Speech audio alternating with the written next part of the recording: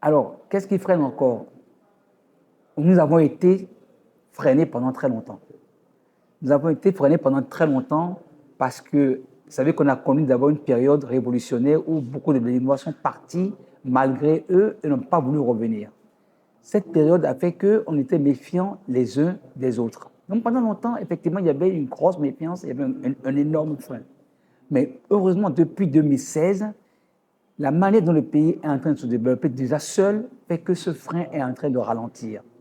Ensuite, tout le développement qui a été entrepris, et puis aussi les efforts, tout à l'heure le représentant du ministre des Affaires étrangères l'a dit, il y a des outils qui sont mis en place maintenant pour que le Béninois se sente moins isolé, notamment pour mettre en place ces papiers d'identité, ces documents consulaires, et aussi il y a des missions économiques.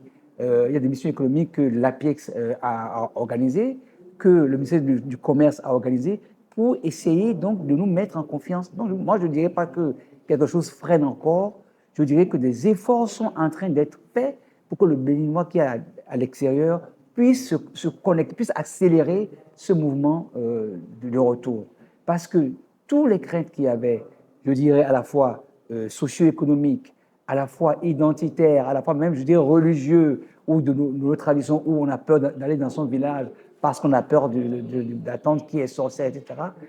On a travaillé sur ça.